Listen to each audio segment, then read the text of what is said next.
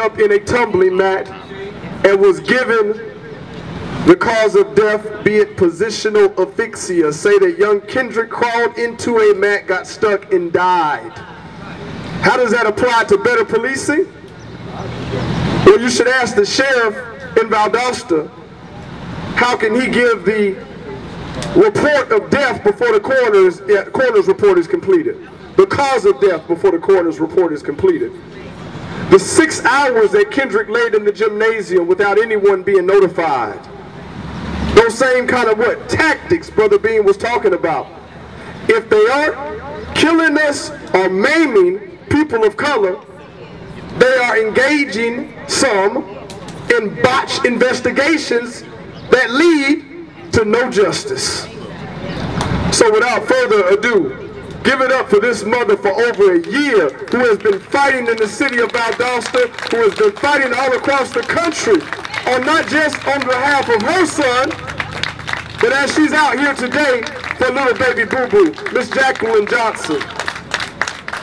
Good afternoon. I came to encourage the parents because it's Father's Day and I can only imagine what they're going through. I know what I went through when my son, to hear how they treated my son, and then to look at baby boo-boo.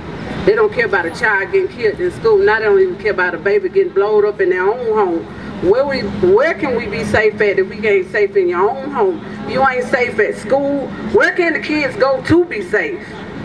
What we got to do to protect our kids? I want to do the officers sit back and look at their kids and say, now that could have been my kid they ran up on. That could have been their kid at the high school what got killed, but they still standing over there with no care, no nothing.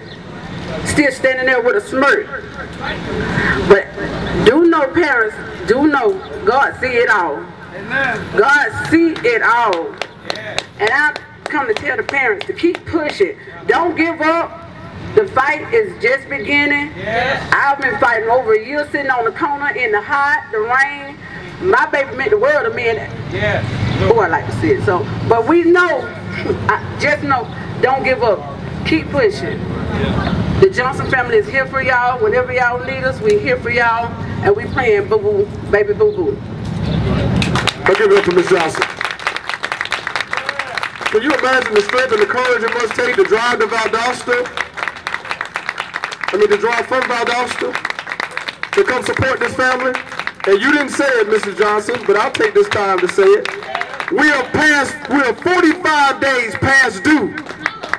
U.S. Attorney Michael Moore, 45 days past due for the FBI analysis of the surveillance footage that we believe has crucial evidence that shows what happened to Kendrick inside of that gymnasium. 45 days past due. We need those tapes. Say, we need the tape. We need the tape.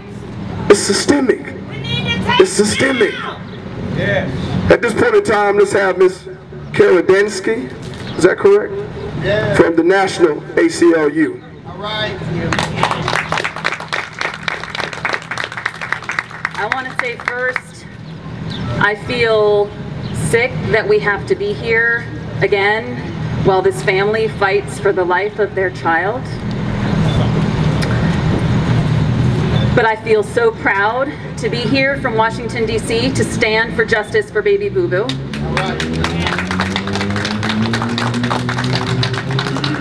I think I was asked to speak today. About some work that we're doing at the ACLU. I should also say I'm from the national office in Washington, D.C. The ACLU of Georgia also stands with you. They could not be here today, but they stand with you as well.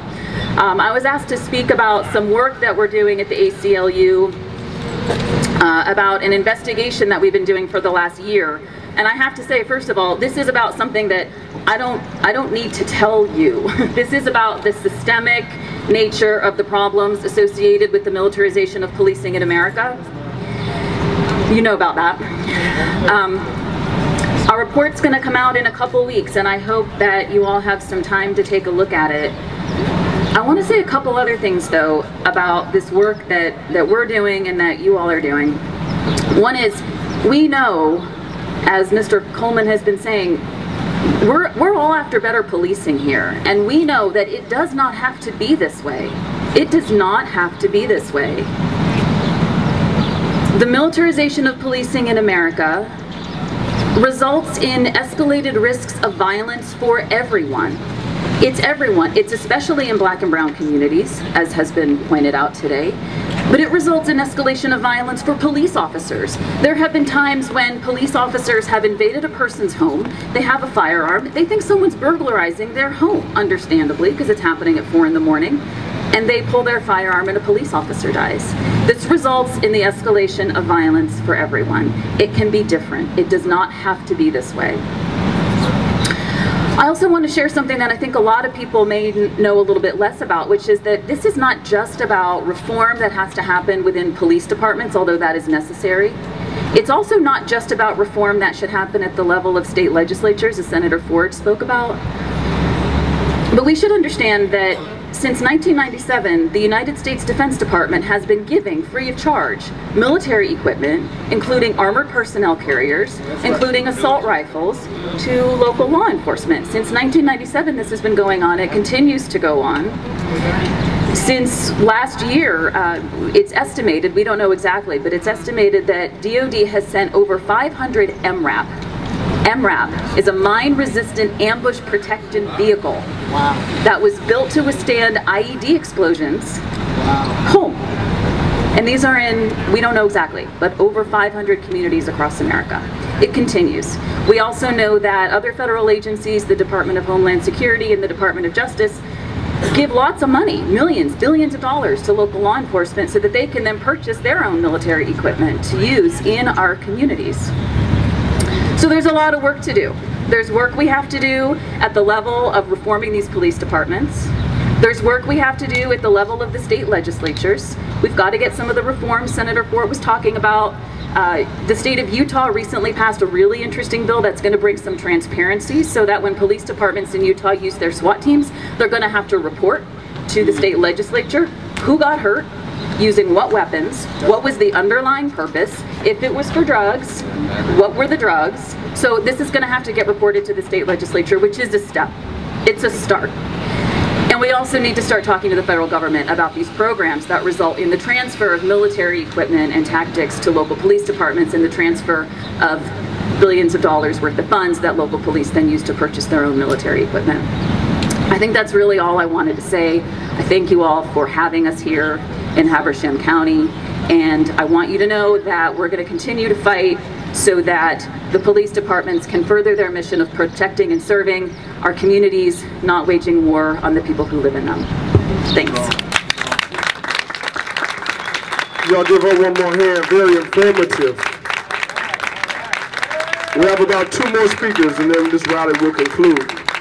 I think it was Attorney Davis that said this is a true rainbow coalition with a common denominator, a better what? A better what? Better policing.